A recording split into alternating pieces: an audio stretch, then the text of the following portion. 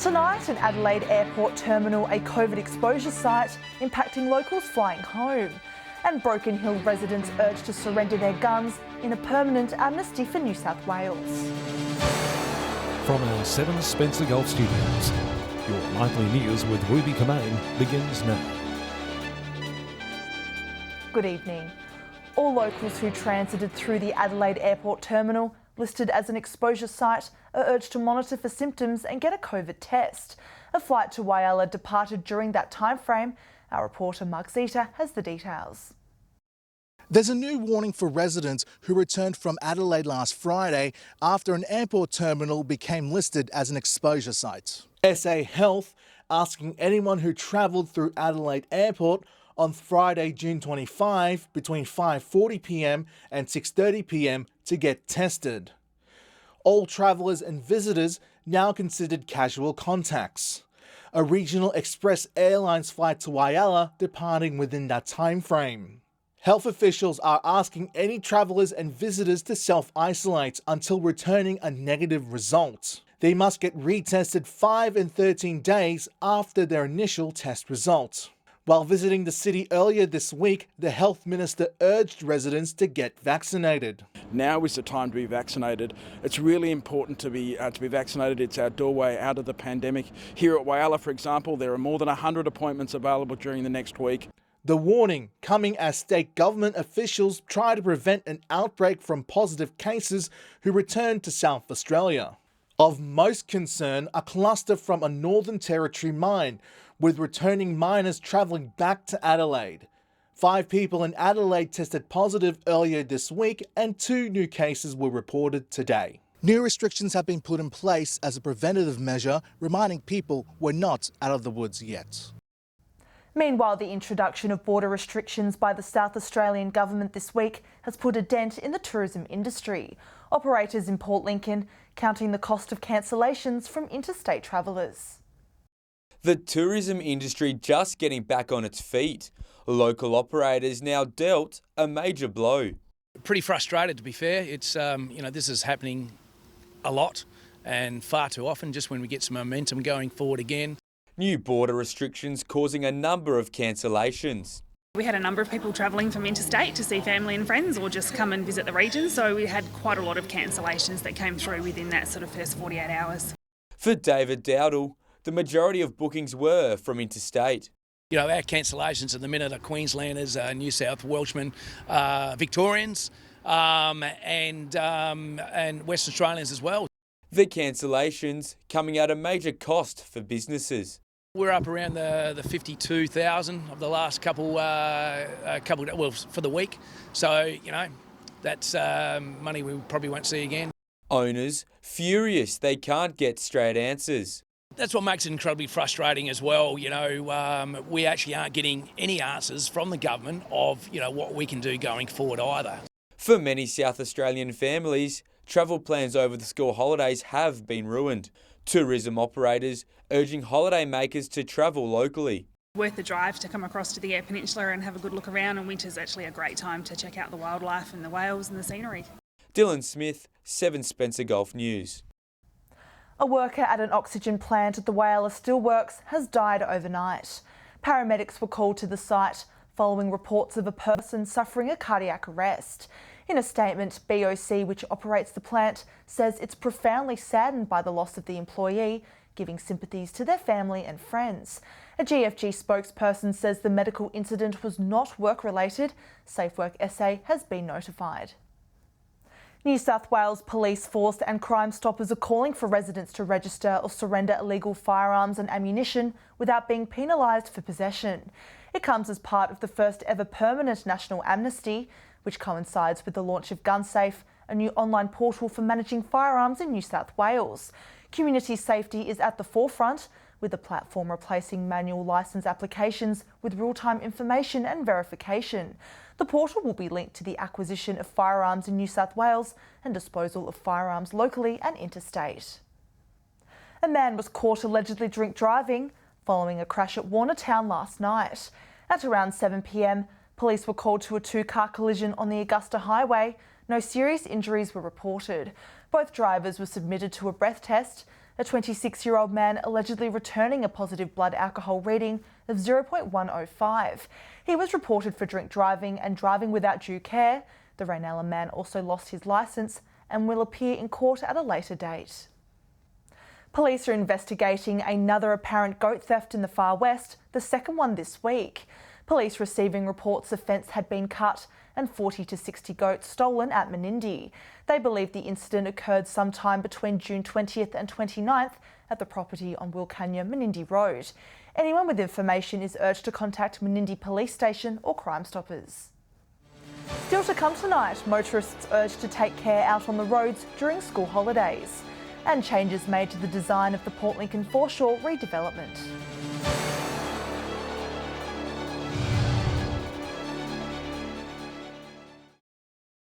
Welcome back. With tomorrow marking the start of the school holidays, police are urging motorists to drive safely on our region's roads. They say they'll be out in full force, preparing to catch those doing the wrong thing. It's that time of year again, as thousands of South Australian students leave the classroom for the start of the school holidays. Police are stepping out in full force, keeping everyone safe over the break. We'll be out ensuring that people are adhering to certain rules and regulations, especially around speed and drink and drug driving. Also saying police will be conducting operations throughout this month, targeting the fatal five, those who choose to speed, drive distracted, under the influence of drugs and alcohol, fatigued drivers and those who fail to wear a seatbelt.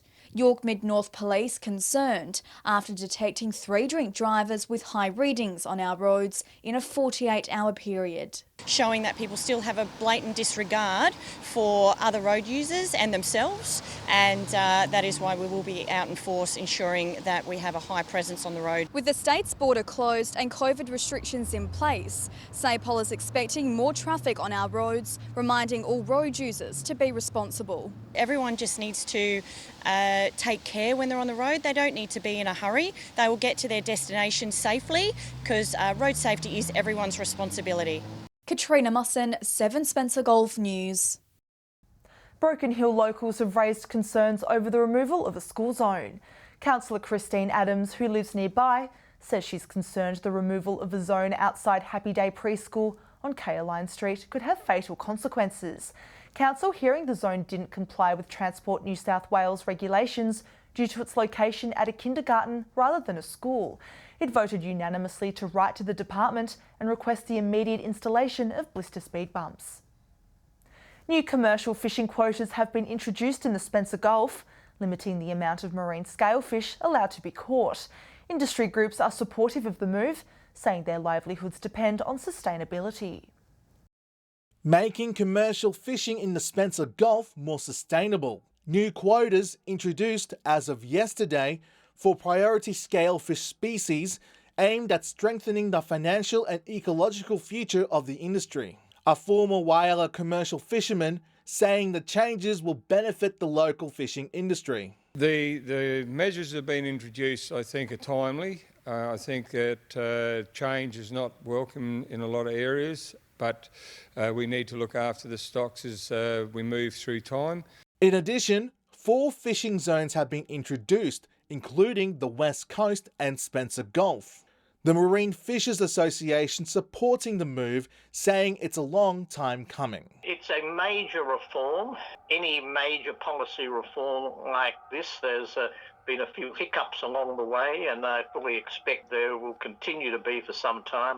The association wanting similar measures put in place for recreational fishers, ensuring sustainable numbers for years to come. Foremost, in my opinion, is to maintain a healthy biomass so that can be shared amongst everybody. Mark Zeta, 7 Spencer Golf News. Port Lincoln Council has met to discuss the plans for the foreshore redevelopment concept plan. Community feedback from the consultation period was discussed, with changes taken on board to improve the design. Port Lincoln's foreshore redevelopment concept plan passing through council this week, with some adjustments made to the design. We didn't have the boardwalk as we'd proposed, or the tower walk if you like, and we're not using the toilets as a viewing platform. the community consultation period, raising some concerns about the initial designs. Council taking them on board. Which has been great because that shows that they're listening to the community. Budget adjustments also have been made. Redistribution of funding has occurred as a result of not having the walkway and the viewing platform. So what we're looking at is distributing that money between the jetty and the Pankala Trail. However, there are still some concerns regarding the plans for the development. This particular playground that we're in, it's very valuable to the community. The loss of this playground in and of itself is a big concern, and the jetty's a concern. The Community Action Group urging locals to raise any issues they may have. Community need to be vocal. They need to speak to their councillors. They're the ones making these decisions. The Mayor confident this new design will boost the local community. This is a design that is going to enhance the foreshore for everyone, local community and tourism industry as well. Dylan Smith, 7 Spencer Golf News. Stay with us after the break. A Port Pirie star takes out the winning title at an interstate beauty pageant, and changes to the upcoming Port Augusta Cup amid COVID restrictions.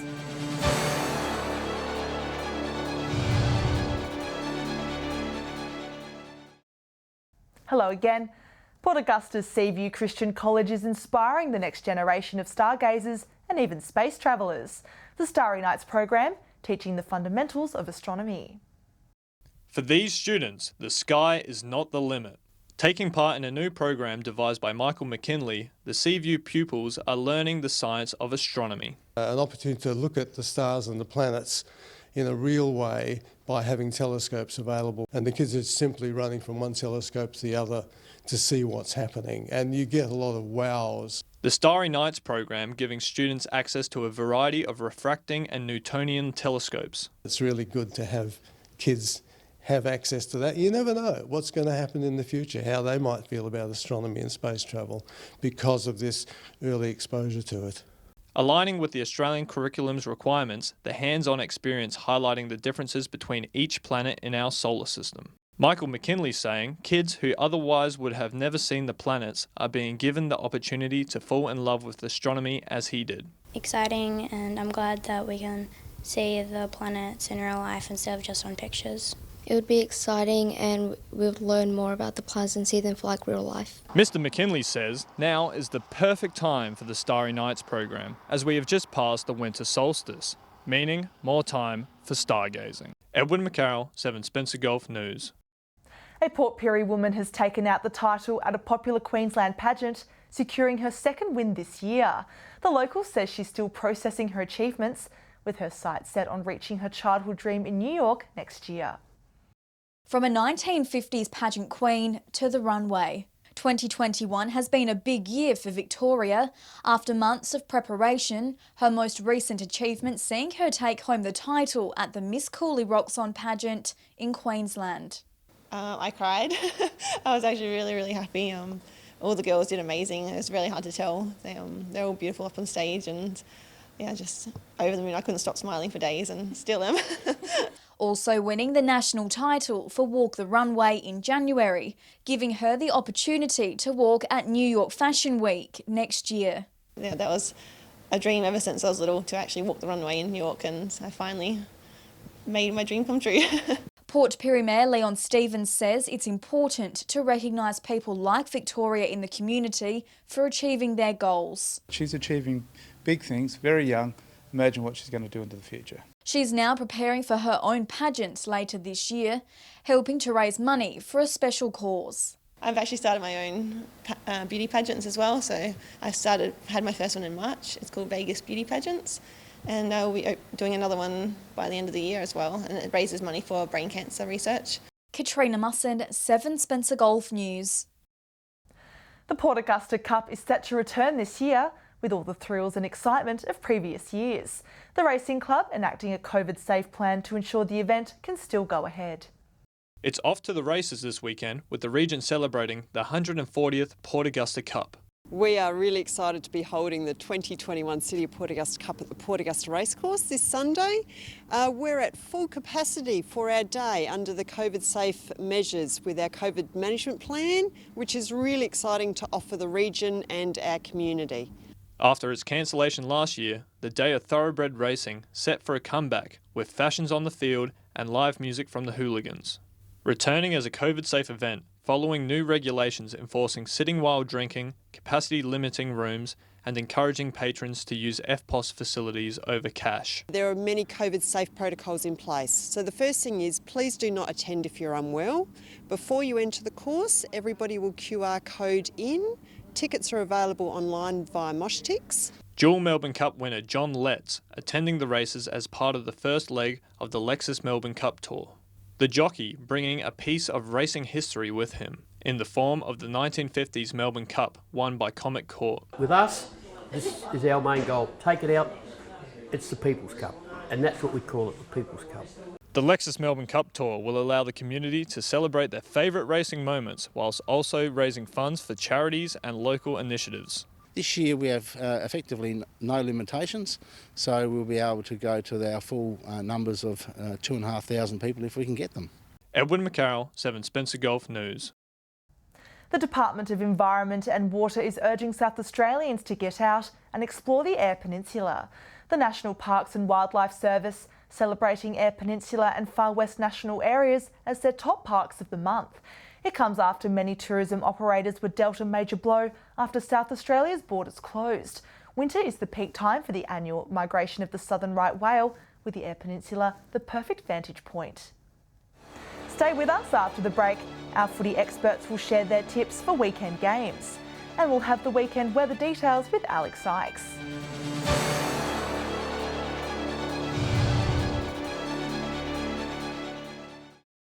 Welcome back. If you're tipping the footy this weekend, let's hear from experts from Broken Hill and around the Gulf with their tips. As we pass the halfway mark of the season, North play West. West have dominated North all year. If North want to be taken seriously as a prelim final contender, they have to beat West tomorrow. Can they do it? No, they can't. South take on Central, top v bottom. The Magpies will have a crack for at least 2 quarters, but it won't be enough. South to win easily.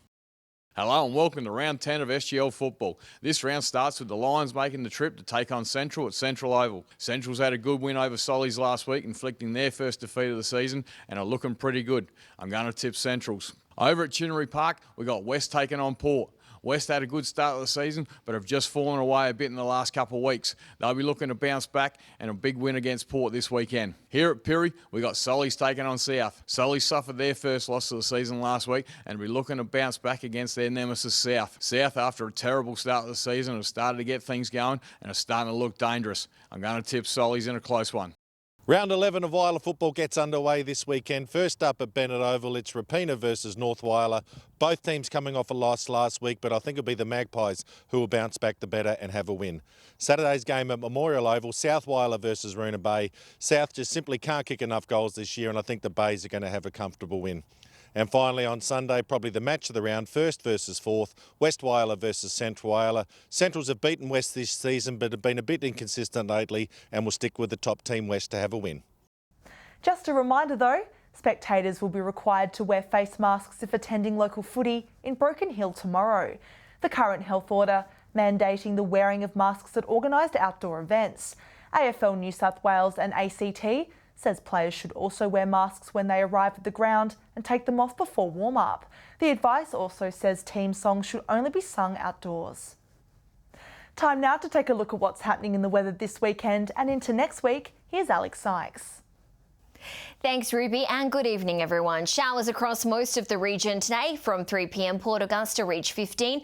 Port Lincoln had showers and got to a high of 13. Broken Hill partly cloudy and got to a high of 16. Looking further out across the region now, Whyalla reached 15. Port Pirie and Woodness showers and 13. Kadina and Cleve both 12 degrees. Clare 10. Cooper Pedy became cloudy and 16 degrees. Taking a look at the satellite image now, areas of cloud welling up from the Bight with a cold front and unstable cold air is causing showers and the odd storm. Skies are largely clear in the north due to a high pressure ridge. Moving on to tomorrow's weather outlook now, and we'll start with the Gulf waters. Northwesterly winds 15 to 20 knots, seas 1 to 2 metres, and south to southwesterly swell 1 to 1.5 metres. Showers again across most parts tomorrow. Port Lincoln showers and 15, Cleve partly cloudy and 13, and Woodner a shower 2 and a top of 14 degrees. Whyalla and Port Augusta both partly cloudy and 15, Kadina showers and set to reach 14 degrees. Port Pirie showers and also 14 degrees, Clare showers and 10, and Broken Hill will be mostly sunny and 13. Taking a look at Sunday now, rain forecast for Port Pirie, Kadina, Adelaide and Port Lincoln. Partly cloudy everywhere else, temperatures to sit in the mid-teens across the Gulf. Now looking into next week's forecast, partly cloudy across the Gulf on Monday, temperatures set to be in the mid-teens again. Port Augusta will top 17, while Broken Hill will just get to a high of 13. Similar conditions again on Tuesday, mainly fine conditions across most of the Gulf. Cloudy for Port Lincoln and Adelaide. Cooper Pedy will reach 19 degrees, Broken Hill 14. So it looks as though we can say goodbye to the showers next week finally, and that's all the weather from me for tonight. I hope you have some fun plans for the weekend. Ruby, it's back to you.